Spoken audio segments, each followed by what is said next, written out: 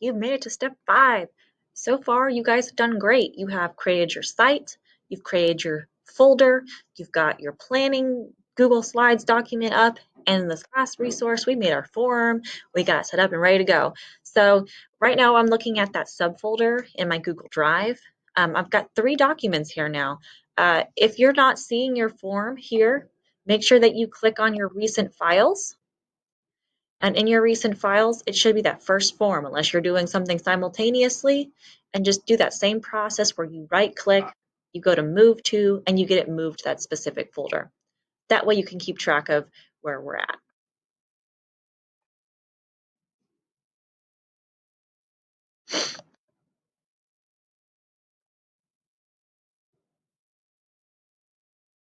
So now, this is what we've got. We've got 3 files. This is an example of what you're going to look like when you're done. A lot more resources. All of these drawings and puzzles are things that the kids are going to click on in the actual Google Drive or on the Google site. So to get there, we got to get some things set up. So let's go to our demo breakout page. The first thing we're going to do is we're actually going to insert that Google form you just made. So on our page, make sure you've got the insert menu pulled up here, and we're going to click specifically insert from Drive. Now, once we get here, we're going to be really happy that we made all these folders. So I've got my digital breakout folder. From there, I'm going to select Demo Breakout because that's the one I'm working in. And here's that untitled form. I'm going to select it, click Insert, and it's going to embed itself right there on that Google site homepage. Super cool. Now, what's also super cool is on this form in particular, you guys can see all those answers and all those locks that I created just so you guys can see how to do it. Now, you guys probably only have that one lock, that word lock from your background story.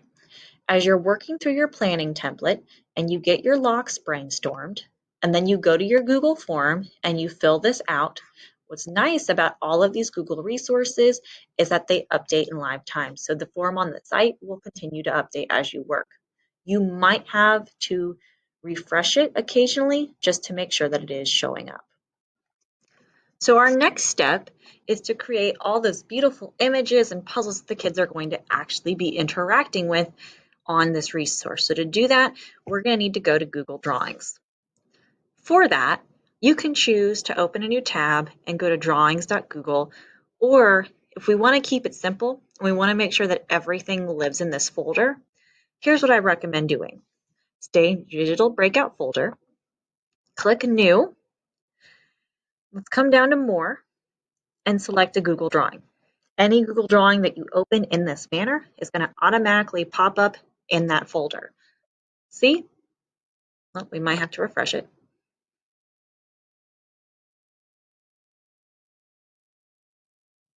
It's thinking about it.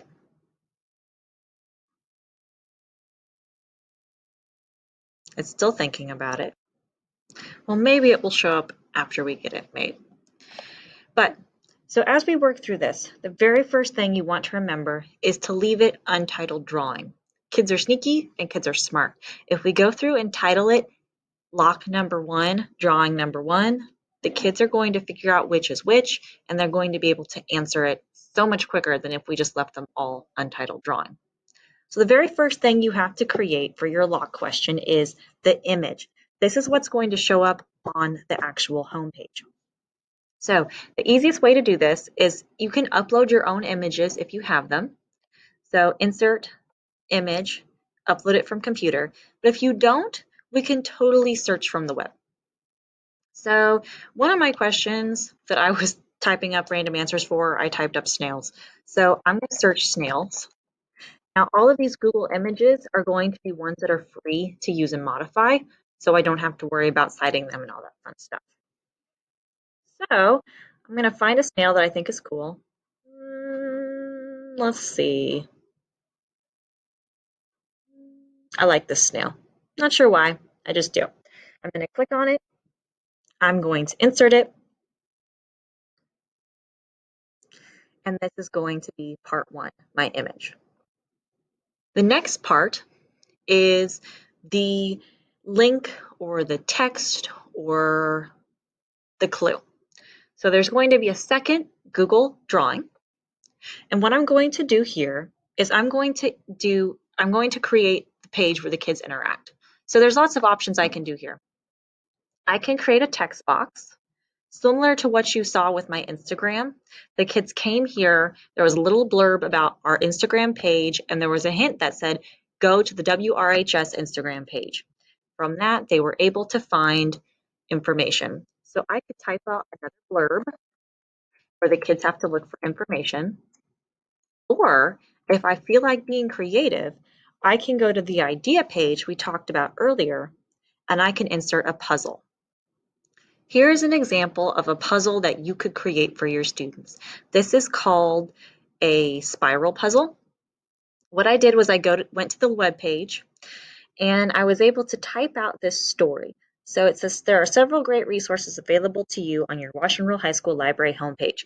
And it continues to scroll around and the kids have to kind of twist their head and read. And when they get to the very end, they find a bit.ly, and this bit.ly takes them to a YouTube video. The students then open that YouTube video, which plays about 2 or 3 minutes long, and the answer is there. So how this would work, they would be on the Google site, they would click on the snail would then take them to this spiral, which would either give them the answer or give them the next step, like mine did. Linked on that resource page that you guys are working through are ideas for you to build your breakout. We looked at these earlier, but here they are again. So here's where you go to get ideas. So I can create hidden messages, I can create ransom notes, fake store receipts. These are some of my absolute favorite.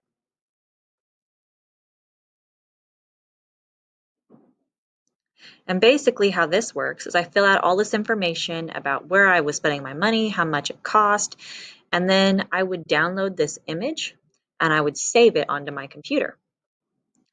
All right, so I went through and I typed out my information. Now I'm going to create my receipt.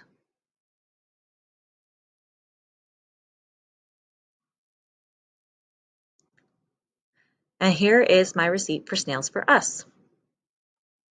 All I have to do is click on this image to download and it pulls up a zip file. From here I can open it and I'm going to cut it and I'm going to paste it onto my desktop. So now I'm back at the second half of my Google Drawing for lock number 2. I have my image that the students click on the site. So now what I'm going to do is I'm going to go back to Insert. This time I'm going to go to Image and I'm going to upload it from my computer and I'm going to find it on my desktop. I'm going to click Open. Now for this particular question, depending on what my content is, I might need to add some text. I might also add a little bit of a hint box. It's all going to totally depend on what your storyline and what your content information is. And remember the most important part, do not title this resource either. Okay, so now we need to go to the Google Drive folder for this game. Now that we're here and we've added some content, you can see that those 2 untitled drawings have popped up. Once we're here, we're going to open the question, which is the second one. Now, if you're having a hard time keeping track of what you've done what with, check the date it was modified. That'll help you keep track. So I think it's probably this one. This was the last one that was modified.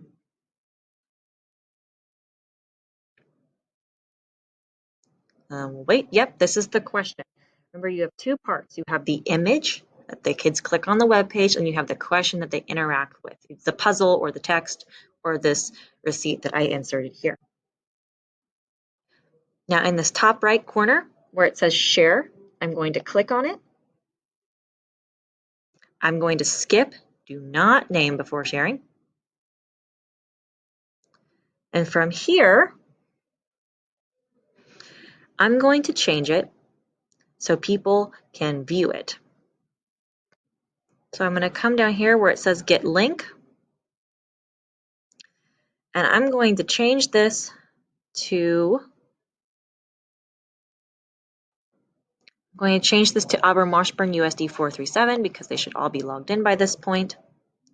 And I want to make sure that they are viewers. I do not want them to have the ability to edit or comment on any of these resources. Okay, now I'm going to click Done. I might also have to come back here, click Skip again, and I forgot that I actually need to, oh good goodness gracious, I need to copy this link. Then I'm going to go back to the Google Drive folder. I'm going to open the image this time.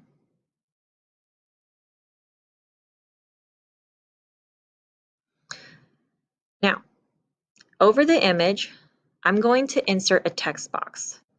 Now, when I went through this training, they said to make it teeny tiny so the kids had to hunt for it. But what I've discovered is the kids aren't very good at hunting for it. So I just choose to make it the size of the image. That is my personal opinion. You can do whatever you would like. Then you're going to click on this chain here, and you're going to insert the link. You're not going to insert text, just this link. Now, in order to make sure this works correctly, you don't want to see the link on the image. So if that's what happened for you, we're going to delete this. Let's click outside of it, click the image again, then try inserting the link. What it does by doing that, by creating the text box and clicking out of it, is you're linking the box itself. You're not typing in the link. So it takes a few tries to get that figured out, but once you get the gist, it works. Then we also need to come back up here to share. Remember, skip name before sharing. And we are going to change this here to Auburn Washburn 437, can view, make sure that is good to go, and we should be safe. Now the final step is to insert this into our web page. So now we've returned to our demo breakout web page. So we can do multiple things. We can just click Drive and we can insert it. We can add layouts if we want, but for the simplicity, I'm just going to go to Insert and then Drive. And we're going to go back to my digital breakout folder. We're going to find my demo breakout. Now what's nice is at least this is visual. So I know this is the untitled drawing. This is the image that they're going to see. I do not want to insert the question. I'm going to insert this image. I'm going to drag it over here. And I think I'm going to make it a little bigger just because I want it to be bigger. Well, I'm not sure what happened there. And now when my kids go to view the page, they'll see the link. So then what you guys will do is you'll repeat the same process. You'll go to your drive, you'll create a new Google drawing, and you'll do them in pairs. You'll do a Google drawing that is the image, and then you'll do a Google drawing that is the question. So remember, you're typing in text, a puzzle, or maybe a link to a video. The image is what will show up on the slide itself that the kids will click on, and then the puzzle is what they will interact with to find the answer that they then type in to this form. Remember that as you're working through this and you're going through your planning document, so I know that lock number 2 is a word lock. I know the lock answer is snails. I know that my task to complete is students will find and click on the snail photo. This will take them to a snail receipt. I will add any standards it ties to. And then here's where I will talk about how they get the answer snails from that snail receipt. So make sure you're tracking your progress the entire way.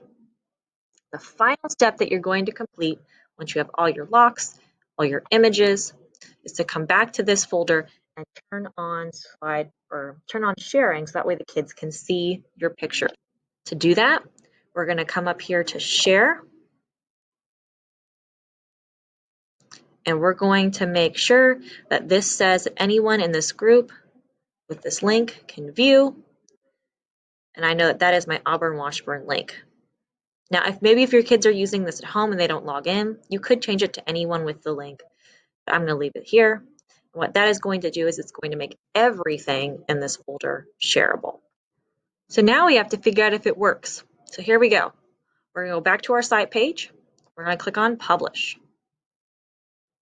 We can customize our site title. I can realize that I totally misspelled it. I'm going to click Publish. Now I have this drop-down menu where I can view my published site. So let's see what this bad boy looks like. Okay, so here's the moment of truth. You see how when I'm down here, it's an arrow? Well, if I hover over here, the snail becomes clickable. And you can see how it takes me directly to the drawing with the receipt. Now I own this, so I can click on it and edit it. You might want to log out or go to a separate account, different computer, and see if it indeed is just view only. Make sure that the kids can see it, but they can't edit it. You might want to demo it on a student computer or a personal account just to make sure. So that's there. It looks beautiful. I'm going to type my answer for lot 1, 8. I click enter. Nothing happens. This one should be snails. Awesome. Nothing happens. Now, if I get the number wrong here, when I click off of it, I can see it still says it's locked. That's what I want to happen. I won't be able to submit it until I get that far. One final thing, once you have all your answers submitted, you can come back to this folder, you can click on your form, and you will have a responses option where you can then click on it and you can see all the responses your kiddos have submitted. So, with all of that in mind, I hope you guys have some great ideas for how to create your own demo breakout. Please send me any questions you might have. Thanks.